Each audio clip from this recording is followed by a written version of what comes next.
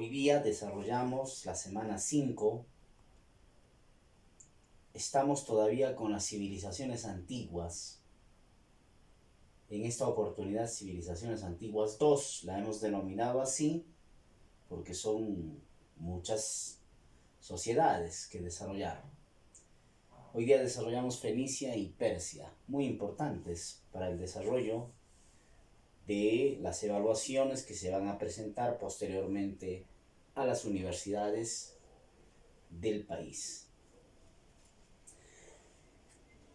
En esta semana 5 entonces, primero tocamos Fenicia. Como podéis observar en la imagen, tenemos al país de las palmeras.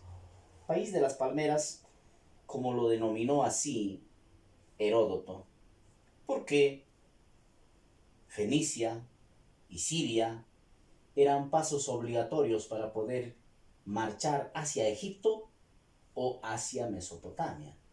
Entonces, Heródoto, en sus visitas a estos pueblos, tuvo necesariamente que pasar por Fenicia. Pero vayamos justamente a hablar sobre las denominaciones y los títulos ganados en la historia por esta sociedad fenicia. Vamos a las denominaciones. Primero, la etimología del término Fenicia. Yo no creo que ellos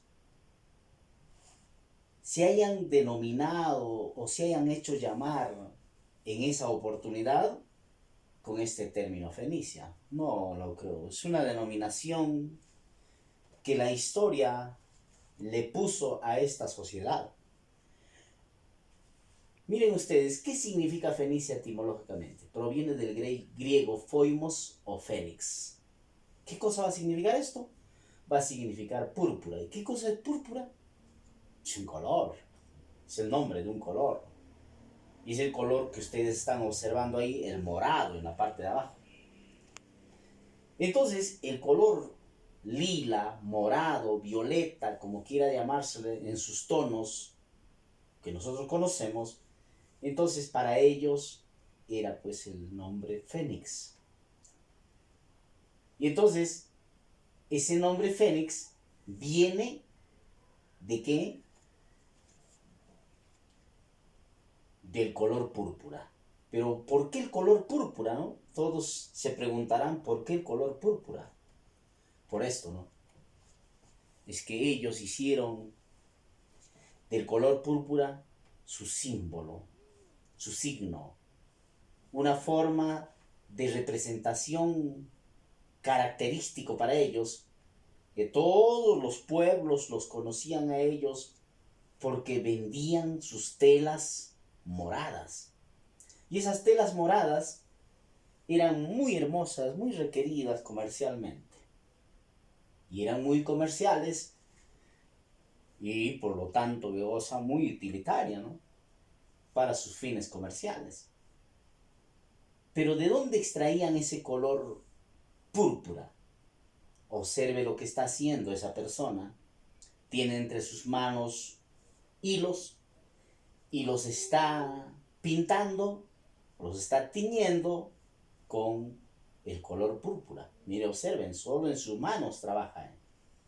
¿Y de dónde extraían esto? De acá, de esta caracola marina llamada el murex.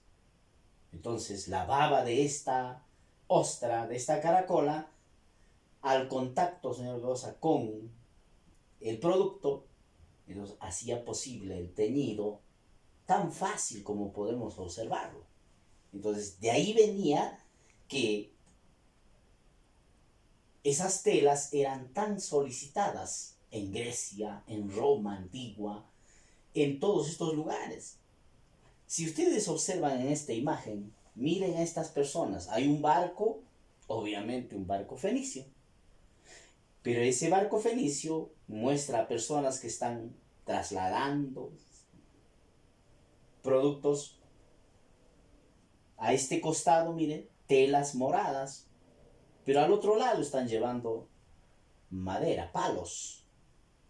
Eso también tiene su explicación. Entonces los fenicios eran caracterizados por ser grandes comerciantes.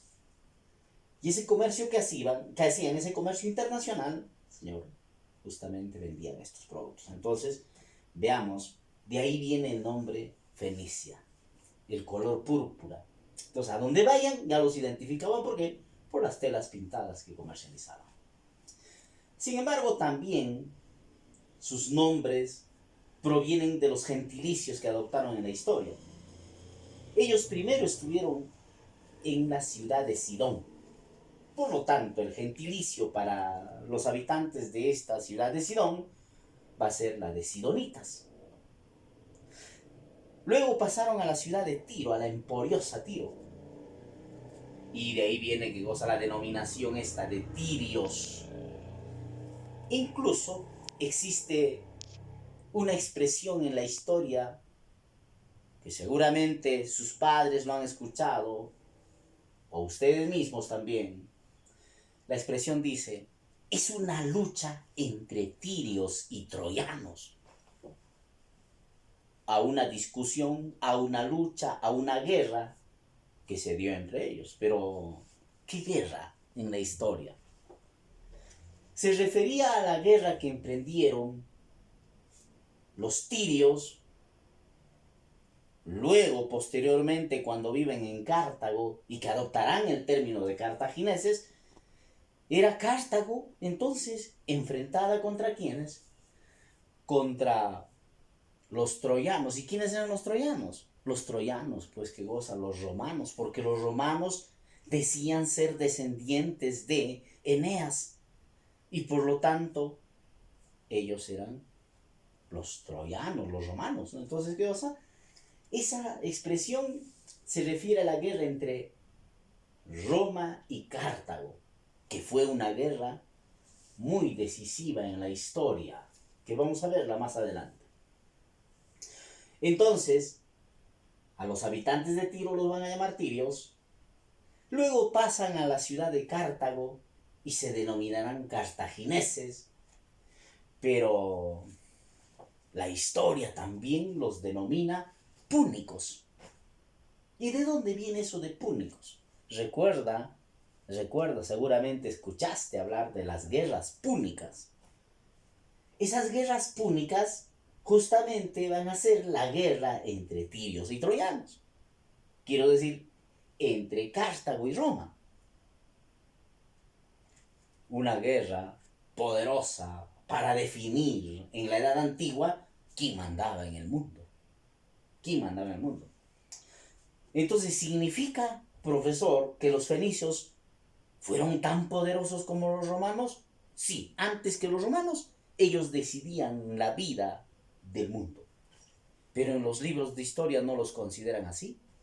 Te hablan de Egipto, Mesopotamia, te hablan de Grecia, de Roma, hasta de Persia te hablan, pero no te hablan de Fenicia. Sí, pues muy mal vistos, sacados de la historia, pero entre Roma y Cartago decidieron quién debía de dominar el mundo. Por eso que cuando Roma gana a Cartago en las guerras púnicas, señor, el mundo se hace romano. Es la última etapa de la Edad Antigua. Entonces, de ahí la denominación de púnicos. ¿Pero qué significará púnicos así, profesor? Compara tú el término fénix para nosotros, pero para los romanos punix. Punix, ¿qué significaría? Púrpura, color morado. Y los romanos por eso los llamaban púnicos. Púnicos. Estas son las denominaciones que van a adquirir en el devenir de la historia estos pueblos. También la historia universal como ciencia los va a denominar, según Carl Grimberg, por ejemplo, la sociedad más mercantilista, dedicada al comercio, ¿no? La sociedad más egoísta de la historia universal. ¿Por qué? Porque los comerciantes son así. Piensan en su bolsillo, piensan en el dinero. Y los fenicios fueron los primeros en haber hecho esto. Los primeros navegantes comerciales. Yo le completaría los primeros navegantes comerciales internacionales. Porque dominaron con su comercio internacional el mundo entero, sin necesidad de hacer guerras. Hoy día se hace eso. No hay necesidad de hacer guerras para dominar económicamente el mundo. Y Fenicia fue el primero en haber hecho esto. Así que, ¿quién es Carl Grimberg? Un maestro de la historia universal. Tiene muchos tomos de historia universal y ahí desarrolla esto. Los invito a leer entonces a Carl Grimberg, si es que lo tienen en su biblioteca. Pero, ¿a quién le dan la mayor autoridad? ¿A quién le dan la mayor autoridad para hablar de Fenicia o para denominar a Fenicia? Ya lo hemos puesto adelante, ¿no? En la primera diapositiva. A Heródoto. El país de las palmeras. Es que Heródoto, cuando pasó por este lugar, por esta angosta franja costera, que era Fenicia, lo único que observó fue arena y palmeras. Y entonces, él lanzaba denominaciones para Egipto, país de las pirámides, para Mesopotamia, tierra de entre ríos, para Fenicia, país de las palmeras.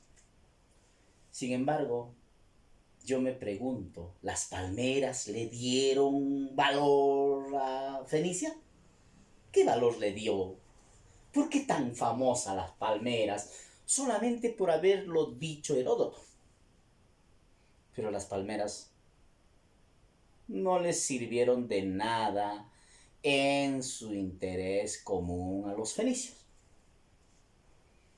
Bueno, es Heródoto, él lo ha denominado y tiene valor. Sin embargo, fruto de mis lecturas, y con esto no quiero pecar de orgulloso, sin embargo quiero decir que yo lo voy a denominar el país del cedro. ¿Y por qué país del cedro? Porque en las montañas del Líbano, en los montes del Líbano, hoy día podemos afirmar con claridad meridiana que Líbano vive del cedro hasta hoy. Ese árbol maderable, el cedro, le da su ingreso económico mayor. Y vendían, desde la antigüedad, vendían madera del cedro. Entonces volvamos a esta primera imagen, a la imagen inicial. Aparte de las telas moradas que venden, ¿qué cosa se aprecia? Están cargando entre tres personas, están cargando troncos, madera. ¿Pero madera de qué? De cedro. Y es que ese cedro le dio fama también. Miren los montes del Líbano. Bosque, señor Gausa, de cedro, de pino, cipreses, coníferas. Les servía mucho. Vinieron los egipcios, los conquistan por su madera. Vinieron Sargón I, Hammurabi, Asurbanipal, babilonios, asirios, Ciro el Grande, los griegos, los romanos, vinieron a conquistar estas tierras solo ¿por qué? Por su madera. Por eso que los fenicios eran muy, muy conocidos con ellos. Ojo, con ellos se construyó el templo de Jerusalén, con esa madera. Persépolis en Persia, oiga, Ciro el Grande, van a construirla con madera de cedro y con ladrillos mesopotámicos. Así que era muy importante por esa razón. Es más, mire la bandera esa. No es la bandera peruana. es la bandera del Líbano. ¿Qué tiene como símbolo al centro? Un árbol de cedro. Ahí puedes notar la importancia entonces que tiene el cedro para este pueblo. Además, la pregunta es, ¿con qué madera habrían construido esos famosos barcos fenicios? La respuesta es simple, ¿no? El cedro. Entonces, puedo afirmar que el cedro sí fue muy importante en la vida de ellos. Por esto, como todos la querían conquistar, también me atrevo a decir humildemente que Fenicia era la joya más preciada del Mediterráneo. Oiga, ¿de qué vivían los fenicios? Vivían del comercio, de la actividad comercial. Pero ese comercio ligado al mar Mediterráneo y a los mares que ellos conocieron. ¿Cómo se le llama a ese pueblo que vive solamente de la actividad marítimo-comercial? Talasocracia. Pero como dominaban el mundo entero, entonces vamos a denominarlo un imperio talasocrático. ¿Quién lo dice? Bueno, profesor Candiotti. Luego de haber desarrollado esto, ¿está bien? Pasamos a observar lo siguiente. Y la localización. ¿Dónde estaban ubicados estos pueblos? Observen, este mapa se refiere al mar Mediterráneo oriental. Si observas abajo, Egipto, arriba el Asia Menor, y a este costado, señor Grosa, las costas del Asia Menor. Ahí está la isla de Chipre también. Pero al norte de la Palestina, vamos a encontrar esta angosta franja costera. Observe ahí el puntero, esta angosta franja costera, que estaba rodeada, y está rodeada hasta ahora, mire, separada la Palestina por el Monte Carmelo. Más o menos por acá está la Palestina. Esta es la tierra de la Palestina, la tierra de la leche y de la miel, a donde le había apuntado, ¿señor quién? Moisés, ¿no? Al morir a Josué, le había dicho, allá está, y esta es la Palestina, las tierras del Jordán y del Canaán. Entonces, separada por el Monte Carmelo y por los montes del Líbano. Esto que estoy apuntando son las montañas del Líbano. Ahí está. Rodean, ¿qué cosa? Toda la Fenicia. Entonces, esta angosta, franja, costera, arenosa, seca, señor, era la Fenicia. Y, oh, grandioso, Fenicia no vivió de la agricultura. ¿Por qué? Porque no es una civilización fluvial. Antes que fluvial, es una sociedad marítima.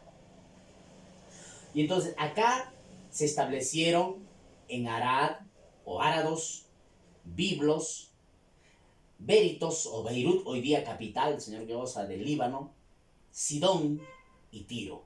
Acá están, mire, ¿qué serían unas ciudades que viven del mar, tienen sus puertas con la mirada hacia el mar y llegan los barcos a estos lugares?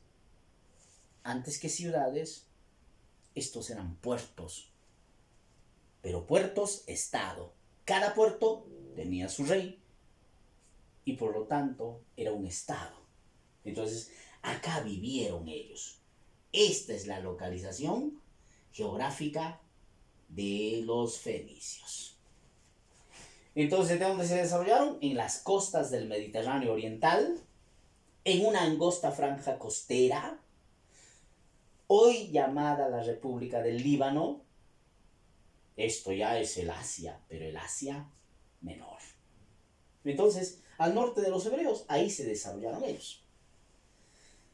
Sus orígenes de raza semita, ¿está bien? Cuando llegaron acá, fundaron, señor Rosa, sus ciudades. Pero ¿de dónde provienen? Hay hipótesis. ¿De dónde vienen? ¿De dónde aprendieron a hacer la actividad comercial? Mire usted, cuando se destruye Troya, cuando se destruye Creta sobre todo, la isla de Creta, ¿no? Ahí la gente huye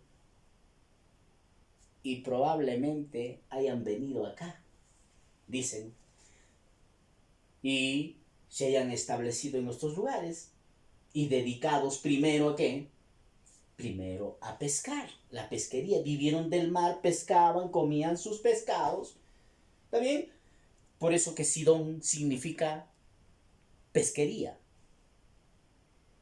Entonces, ¿quiénes eran los sidonitas? Una sociedad de pescadores. Vivían de este mar. Entonces, vemos que probablemente hayan sido descendientes de los cretenses o de los troyanos, dicen por ahí, pero yo me inclino más a los cretenses porque ellos también eran talasocráticos. Entonces, ¿cuántos periodos en su historia se desarrollaron? Sidón, Tiro, Cartago. Miren, el periodo de Sidón, en la ciudad de Sidón habitaban, dominaron comercialmente esta sociedad, así que colonizaron Chipre, Cilicia, Caria, Rodas, Palas, Melos, Creta. Civilizaron estos pueblos, los dominaron comercialmente estos pueblos, extraían productos de estos pueblos para venderlos. Es en esta época que empiezan a vender ya las telas pintadas con la baba de la ostra. También tenemos que cuando estaban en pleno apogeo en Sidón, los filisteos, ¿quiénes son esos filisteos? Los habitantes de la Filistina, o sea, los palestinos. Estos van a ir a rodear la ciudad y van a exigirles que les paguen tributos. No aceptan estos fenicios. Y ellos seguían pescando, pescando y pescando. No les interesaba. Y los filisteos entonces incendian, luego de 11 años de tener cercada la ciudad, incendian la ciudad. ¿Qué pasó con los pobladores de Sidón? Todos pasan a la ciudad de Tiro. Y en Tiro, entonces, ahora, de un dominio comercial en el Mediterráneo Oriental, pasaron a un dominio comercial en todo el Mediterráneo, ya el Mediterráneo Occidental. Marchando a colonizar extensos lugares como Malta, Córcega, Cerdeña, Sicilia, Cartago, Cádiz, ya tenían presencia, ya había influencia fenicia por sobre sus pueblos.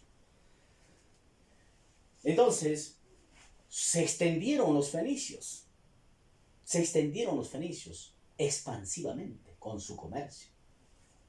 Podemos observar a los reyes Irma.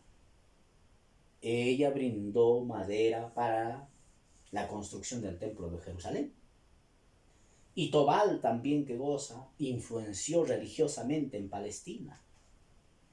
Estos fenicios adoraban al sol y a la luna, y Tobal era el sol. Y entonces ellos influenciaron con esta religiosidad. Luego observamos a Pigmalión. Y Pigmalión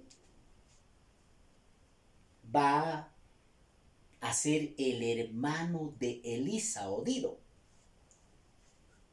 Es acá cuando se da la lucha por el poder.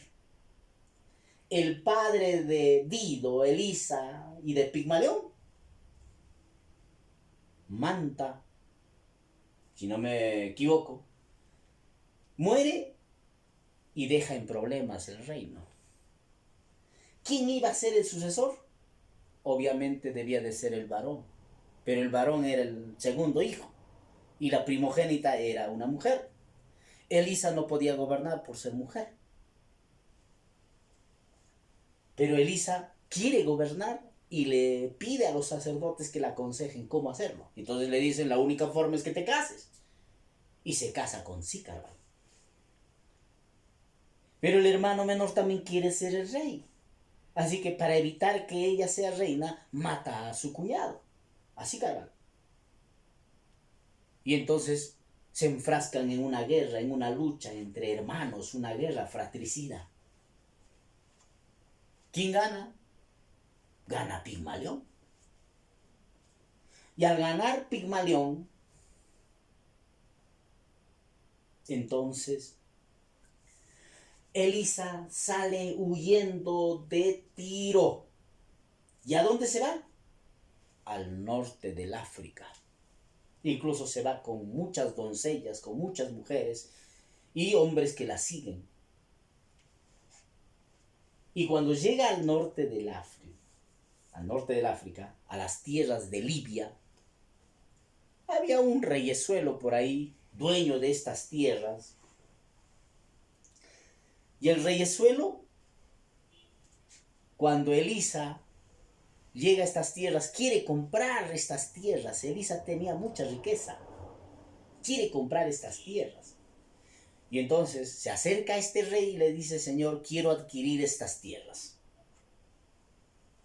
Sin embargo, el rey nunca había visto a una mujer haciendo transacción financiera. Siempre la mujer fue relegada a segundo plano.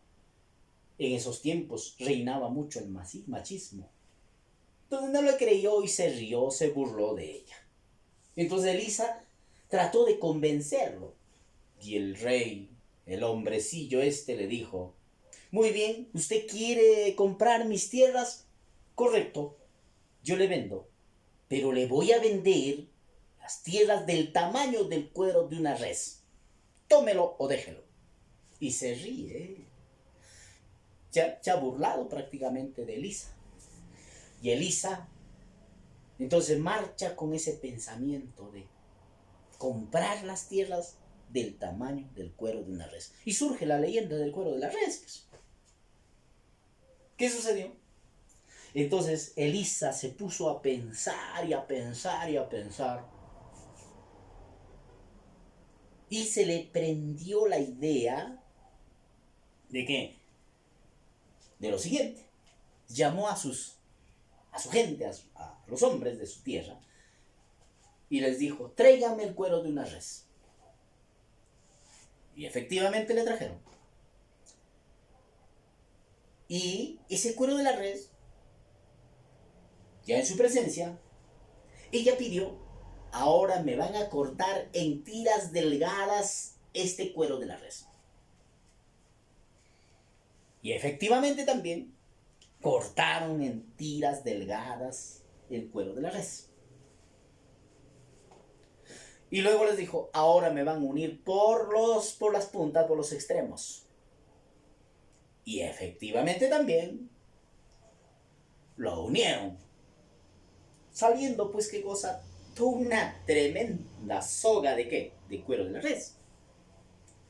El rey le había dicho del tamaño del cuero de la res, pero no de la forma de la res, del cuero de la res.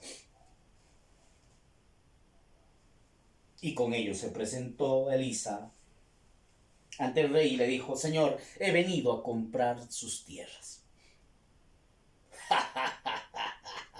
Se ríe el hombre y le dice, pero le he dicho del tamaño del cuero de la res, ¿cierto? Sí, señor. A ver de qué tamaño quiere.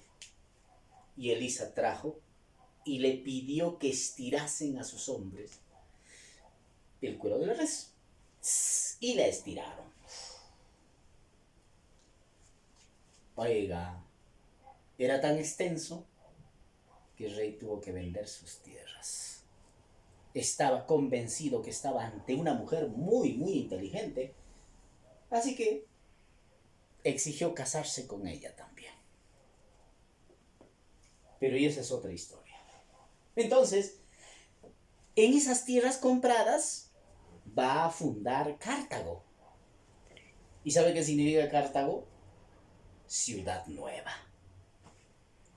Entonces Dido o Elisa va a venir a vivir con su gente acá, y Cartago será la emporiosa, la comercial, la poderosa, la que osará enfrentarse a Roma en las guerras púnicas. Así que vino el mayor apogeo y expansión del imperio puni, los púnicos, ¿no? Acá. Muy bien. Oiga, si usted lee o han leído de repente, cuéntele a su padre, su madre, si han leído de repente la Eneida, se habla de Elisa, de Dido o Elisa, la fugitiva. ¿Por qué? Porque Eneas, con la misión de fundar la ciudad que domina el mundo, llega a Cartago y conoce a Dido, y Dido se enamora. Él se queda durante un tiempo acá, casi se olvida de continuar, de buscar que goce ese lugar donde debía de fundarse la ciudad que domina el mundo y que Zeus le había encomendado a Eneas. Entonces Eneas tuvo que marcharse y abandonar a Dido. Y Dido, por esa razón, se suicida. Pobrecita ella, muerta, se acabó. Entonces, señor Llosa, cuando culmina toda esta historia, el año 146 a.C., cuando los romanos vencen a Cartago.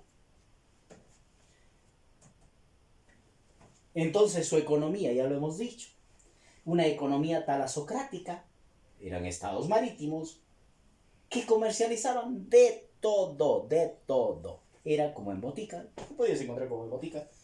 Mire, están vendiendo ahí, hacen una feria comercial ahí, ¿cierto? Eso es lo que hacían. Entonces, comercio, cristal, vendían, o sea, el vidrio, ellos lo inventaron, no te olvides. La madera de cedro, muy importante, era su producto bandera. Marfil, tejidos púrpuras o telas finas, pero telas pintadas con el color púrpura. El aceite. Ah, señor. Y colonizaron tierras. ¿Para qué? Para extraer materia prima. Ellos hicieron entonces una industria, señor, de madera, una industria del metal, o sea, hacían metalistería, elaboraban joyas, elaboraban, señor, una serie de productos como cerámica, y etcétera, etcétera. Mire usted, pero hay una cosa que quiero decirle. Estos pueblos no tenían ejércitos. Profesor, un momentito. ¿Cómo no van a tener ejército? Me está hablando de las guerras púnicas que se enfrentaron. ¿Con qué ejército se enfrentaron? Con soldados a paga. O sea, ¿cómo se llaman esos? Mercenarios, ¿no? Pagaban a pueblos para que luchen por ellos. Entonces, sin embargo, lo paradójico es que ellos fabricaban armas, espadas de bronce, espadas de hierro, oiga, tenían todas las armas del mundo, pero las vendían, inclusive las vendieron a los romanos, y con esas armas que le vendieron a los romanos le hicieron la guerra y los derrotaron a los cartagineses. Qué terrible, ¿no? Entenderlo así. Entonces, ¿cómo se llamaban sus fábricas? Sus fábricas se llamaban las factorías, talleres de producción artesanal. Entonces, también recurrían a las concesiones, o sea, pedían permiso a las naciones para poder, ¿qué cosa? Comercializar. Y obviamente a las naciones les convenía, pues, ¿qué cosa? ¿No? Hacer estas concesiones para que ellos puedan hacer sus ferias comerciales. ¿Quiénes dirigían esta sociedad? Ahí están los sufetes, los reyes, empresarios, ¿no? Debajo de él toda una oligarquía comercial, empresarial. Debajo los soldados, pero en ínfima situación, porque no eran, ¿qué cosa?, los que dedicaban a esto. Ellos más paraban comercializando. Entonces, era muy ínfimo esto. Artesanos. Los artesanos, los trabajadores artesanales. Campesinos y esclavos. ¿Y esto qué cosa es? Las rutas comerciales fenicias. Mire, al principio dominaron ese mar Mediterráneo oriental. Posteriormente salieron ¿a dónde? Al mar Mediterráneo occidental. Y ahí tenemos que goza las ciudades donde iniciaron Biblos, Sidón, Tiro, pero luego que goza comercializaron con Egipto, Memphis, con Cirene, con Lepsis, con Cartago, con Tangis, con Gadir. Ese Gadir hoy día se llama Cádiz, ellos lo fundaron. Pero también se fueron a Inglaterra. Ahí fundaron una colonia llamada Albión. Pero también se fueron hacia el sur del África. Y de ahí traían oro. Hasta Guinea, mire. Esas rutas marítimas. Traían Inglaterra, se iban a Inglaterra hasta Irlanda, traían estaño de allá. Y con ese estaño más el cobre, ¿qué hacían? Hacían pues en Córcega la aleación, ¿no? Para elaborar el bronce. De Guinea traían el oro. Entonces, mire usted, si observa bien, los fenicios dominaron no solamente el Mediterráneo, sino también el Atlántico. Mire, el Mar Rojo hacia el Océano Índico. ¿Y por qué no decirlo? América, mire, probablemente, no me atrevo a decirlo, pero muchos, Señor, hablan de que ellos hayan llegado a América antes que Cristóbal Colón. ¿Y cómo lo hicieron? Con estos barcos, pues. ¿Cómo podían navegar, profesor? Si dice que antes tenían miedo al mar tenebroso, así que no podían salir del Mediterráneo, no podían cruzar el Gibraltar, y entonces solo navegaban en el Mediterráneo. Pero eso es pues mentira, ¿no? Porque ellos sí salían a navegar a todos los mares. Pero profesor, no tenían brújula, no había GPS. Sí, pero navegaban solo en las noches guiándose por las estrellas.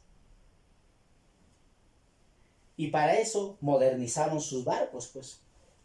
Ellos fabricaron estos barcos fenicios famosos con esta punta que ellos también van a inventar, le van a aplicar el espolón de proa.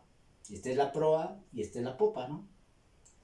Y entonces el espolón de proa va a ser esta punta que sobresale acá también. ¿Y para qué servía? Para cortar las aguas del mar, para imprimirle mayor velocidad a los barcos. Pero si tú observas, mire, acá hay una línea de remos, debajo hay otra línea de remos y hay otra línea de remos más abajo. ¿Cómo se le llamaba a estos? Son estos, ¿no? Estos son los trirremes. ¿Cómo es eso? Son barcos con 3 líneas de remos. Imagínate arriba cuántos habrían. Habrían siquiera sus 50 remos. Abajo también otro igual. Más abajo también otro igual. Entonces, ¿cuántos remos había? 150 remos. Obviamente que el de arriba era más largo. El de abajo uno solo lo llevaba. Pero el de arriba dos más arriba también. Pero ¿quiénes eran los de ellos? Los esclavos, los que trabajaban eso. Si viste Ben-Hur trabajó en un barco como este, explotado, ¿cierto? Movían los remos, muchos hombres.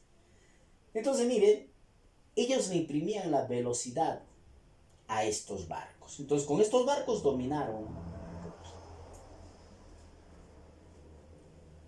No sé si sea una exageración, pero en el año 2007 se publicó esto. Encontraron una moneda fenicia, como la que puedes observar ahí, un caballito, fíjese usted. Pero hay una flecha ahí, dice, ¿cierto? Ahí dice, se ha recortado, no se ve bien, dice Map World. ¿Qué cosa es eso? Mapa Mundi. Debajo del caballo hay una línea y debajo de la línea está esto que está ampliado acá. Pero esto que está ampliado acá, lo llevamos acá y miren, el diseño es este. No sé cómo lo hayan hecho, pero le dan una connotación grandiosa, ¿no? solamente para entenderla así de manera sorpresiva, tan terrible.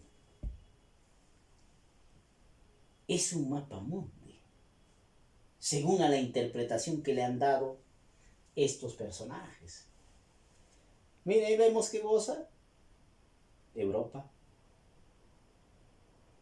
el continente asiático, probablemente sería esto, África abajo, el Mediterráneo,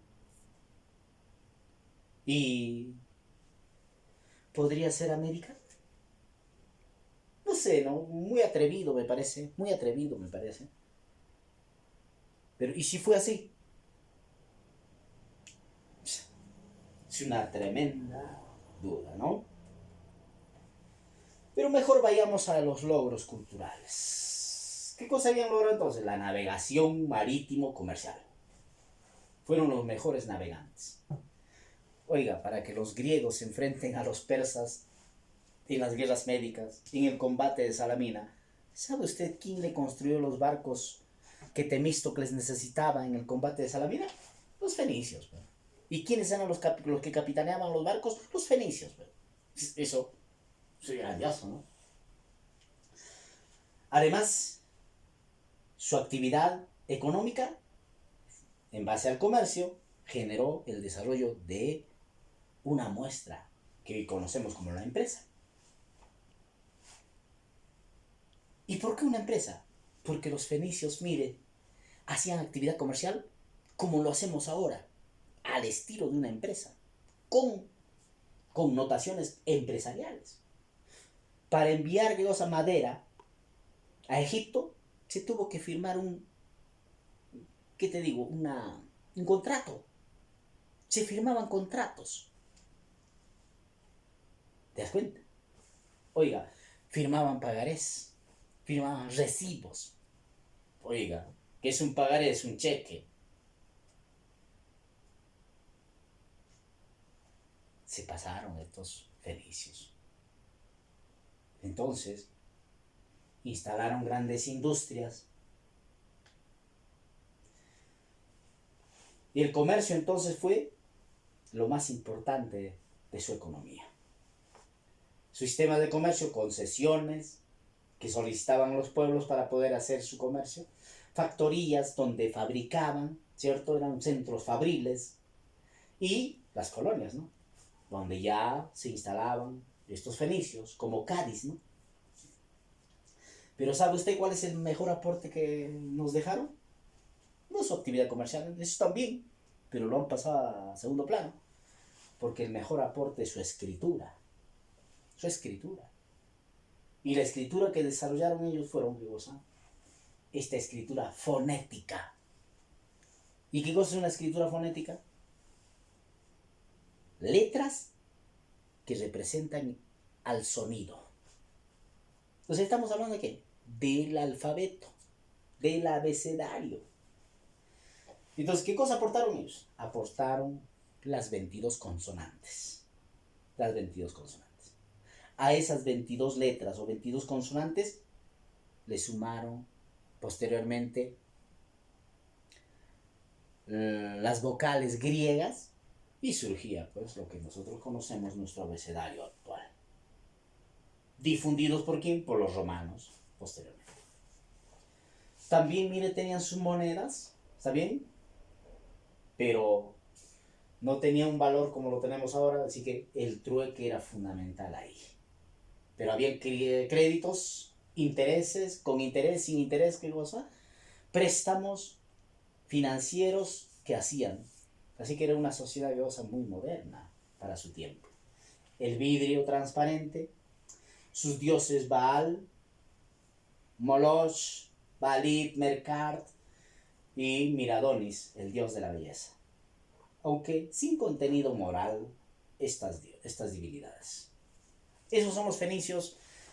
Y ahora pasamos a los persas. ¿Y los persas? Ya cuando hablábamos sobre los asirios, les decíamos, la primera, te digo, el primer imperio universal de la historia eran los asirios, dominaron el mundo. vastos territorios del mundo antiguo.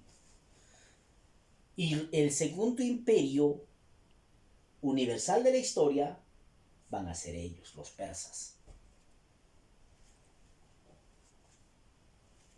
Estos persas, sin embargo, se van a desarrollar en la región o en la meseta del Irán. Meseta del Irán.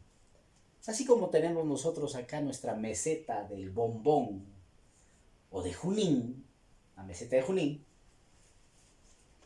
allá también tienen su meseta. Y estas mesetas están sobre los 4.000 metros sobre el nivel del mar, ¿no? Entonces, allá en Medio Oriente, en el continente asiático, aparecieron dos pueblos. En ese territorio morado que está observando usted, ahí al norte estaban los medos y al sur se encontraban los persas. Así que la ciudad capital de los medos va a ser Ecbatana. ¿Quién lo va a fundar? Deioces. Deioces fue el primer rey de los medos. Él unificó a los pueblos medos, a las tribus medas, dándole connotación de un reino.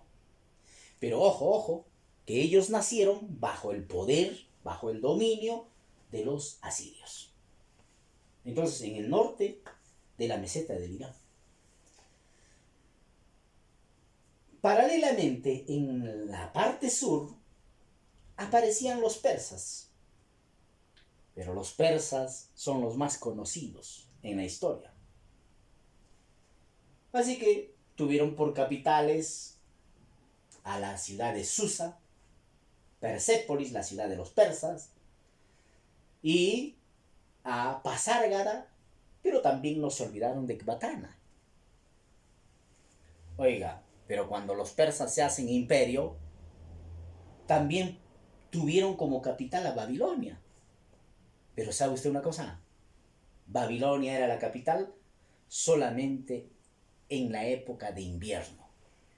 O sea, quiero decir que, cuando la meseta del Irán estaba en invierno, ellos se venían a donde, a Babilonia.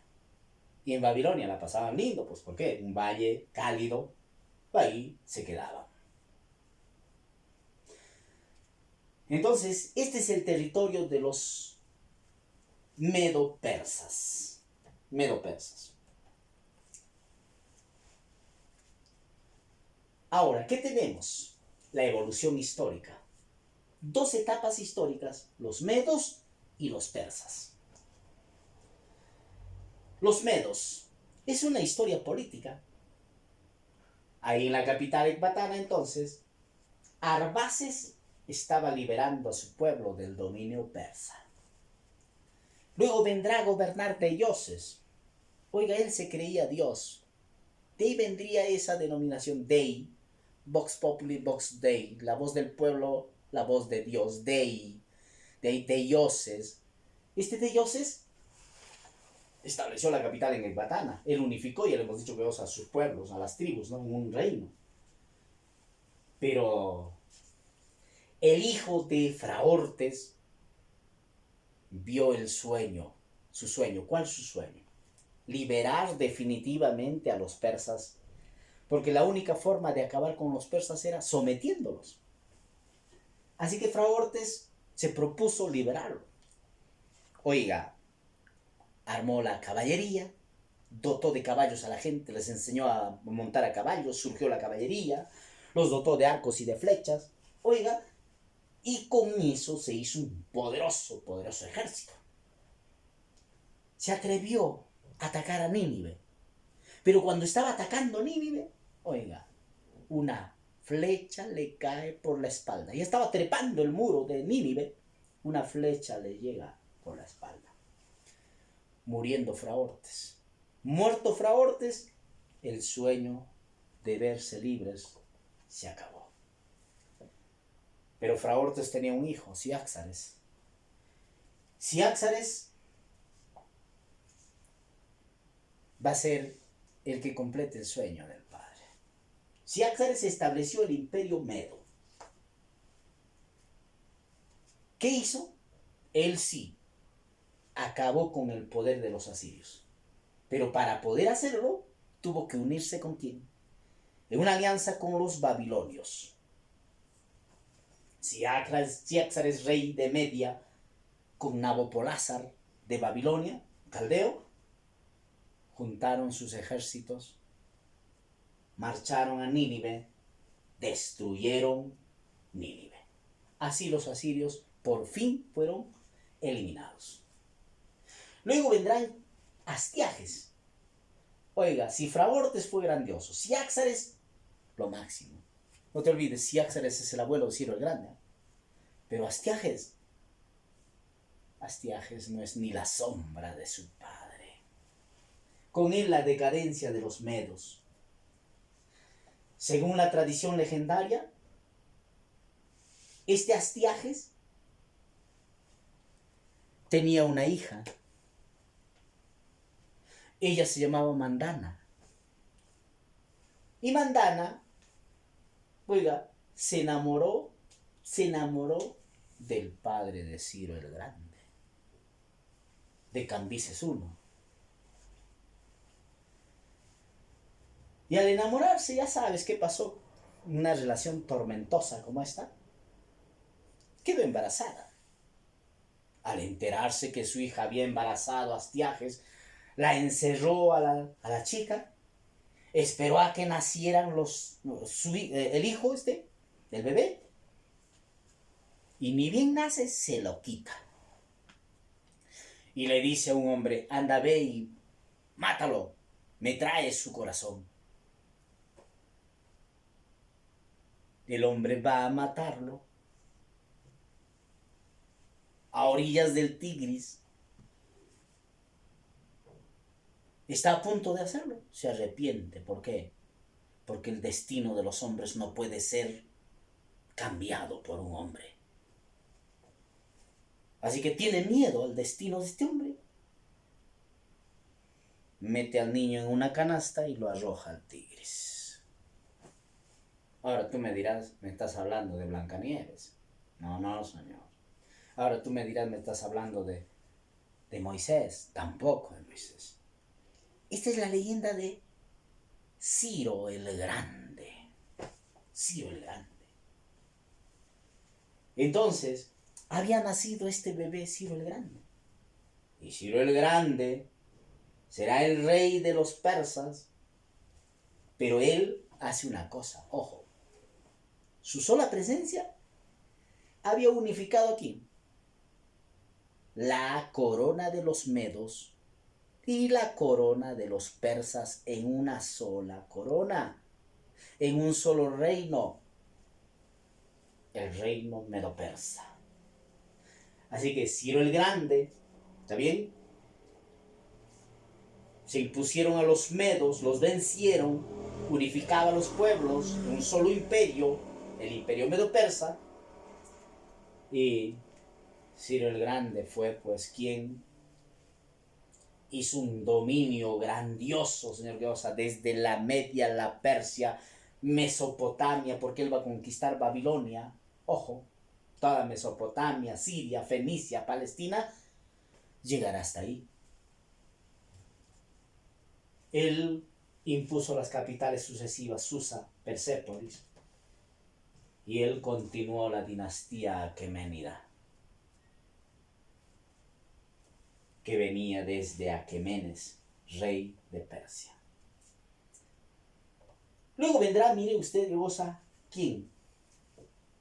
Cambises II. Y Cambises II, él ampliará el imperio hasta Egipto. Él va a derrotar al faraón Samético en la batalla de Pelusia. Pero ¿sabe usted que Cambises II era loco y epiléptico? Es un terrible hombre, ¿no? Pero conquistó así, con todo su mal, venció a los egipcios. Posteriormente vendrá Darío I, el verdadero organizador del imperio. Si Ciro el Grande es el fundador del imperio, Darío I es el organizador. Y como era tan grande, tan vasto el imperio, oiga, ya no podían controlar, ya. ¿Qué hizo Darío? Muy inteligente. Dividió el imperio en satrapías. ¿Qué cosas son las satrapías? Provincias. Y esas provincias, señor, van a ser 22 provincias o satrapías. Estableció el uso de la moneda, sí, el dárico, que lleva su nombre, Darío, ¿no? Conquistó parte de la India, ya llegó hasta la India, y él inició las guerras médicas porque quiso conquistar Libia. Y Libia era una colonia persa allá en el Asia Menor. Entonces, cuando marchan a dominar estas ciudades, porque habían ciudades griegas acá, estaba Esmirna, estaba Lesbos, estaba Troya, estaba Bizancio y estaba Sardes también. Entonces, los griegos se resisten a esta imposición de Darío I y incendian su ciudad. El incendio de Sardes será el inicio de las guerras médicas. Ahí Darío I amenazará: voy a matar a estos griegos, voy a desaparecerlos de la historia. Mataré a sus hijos, violaré a sus mujeres. Esa es la gran amenaza de Darío I. Entonces Darío I inicia la primera guerra médica. ¿Eh? Y en esa guerra médica, la batalla de Maratón, ahí el ateniense Milciades derrotará a Mardonio, general de Darío I, y Darío I saldrá huyendo. Si viste 302, al hombre que le dan un flechazo por la espalda, lo atraviesan el corazón, ese va a ser Darío I. Entonces Darío I muere, y entonces, ¿quién va a venir? Va a venir su hijo Jerjes. Ahí está Jerjes. Y Jerjes vendrá a vengar a su padre. Trató de conquistar Grecia. No quería cometer el mismo error de su padre, venir que osa por Tracia, Macedonia, y descender hacia la península balcánica de los griegos. Entonces, ¿él cómo hace? Él lo que hace es bordear las costas. ¿Está bien? Pero tenía que pasar necesariamente por las Termópilas. Y ahí es cuando se entera Leónidas que si entraban estos persas que venían en cientos de miles, iban a destrozar el mundo griego. Así que por eso Leónidas se va a las Termópilas, que era un paso, un estrecho obligatorio para entrar a las tierras continentales de las playas. Entonces se plantan ahí y no permiten el paso de los persas, matando a tanta gente con sus 300 soldados, es decir, con su guardia personal. Oiga, pero los persas atraviesan por sobre el cadáver de Leónidas, entran al mundo griego, destruyen Atenas, la incendian totalmente, pero ya no había ni un solo alma en Atenas. ¿Por qué no había un solo alma en Atenas?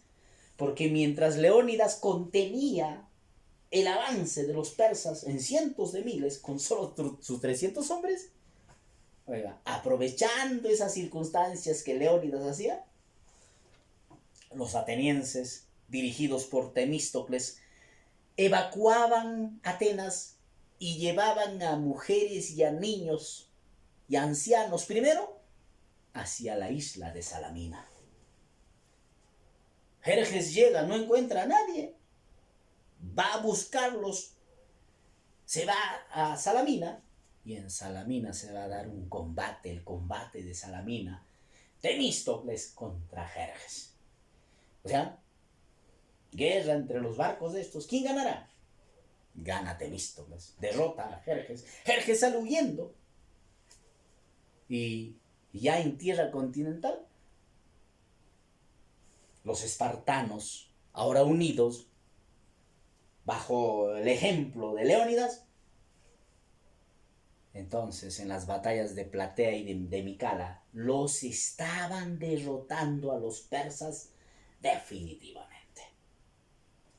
Todavía viene Artajerjes, el nieto de Darío, posteriormente. Pero esto ya no será nada. ¿Por qué? Porque Artajerjes, señor, será derrotado en la Tercera Guerra Médica, en el combate de Eurimedonte el año 449 a.C. Así los griegos se impusieron a los persas y fue un triunfo grandioso. Triunfo grandioso. Más tarde veremos a Darío III Codomano, el último rey persa, a quien va a derrotar ¿quién? Alejandro Magno. Pero esa es otra historia.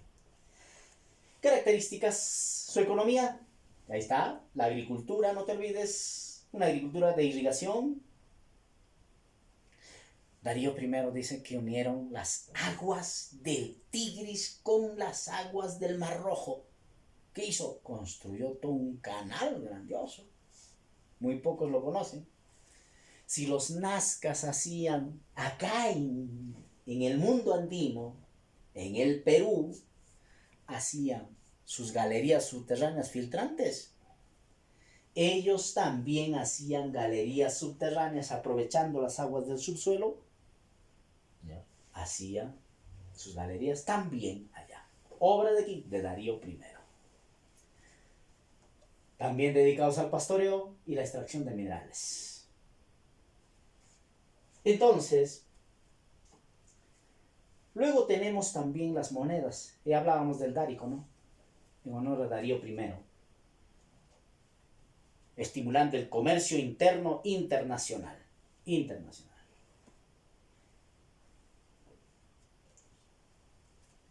En lo social, lo político, ahí tenemos que goza al rey de reyes, un emperador, al rey de reyes.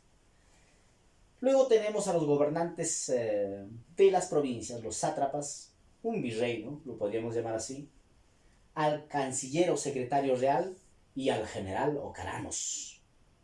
También tenían que gozar connotación como nuestros tucuricus en el Tahuantinsuyo, los inspectores reales, los ojos y oídos del rey. Luego tenemos a los comerciantes, artesanos y campesinos y a los esclavos, fruto y producto de sus conquistas militares. Logros culturales, ahí tenemos la escultura.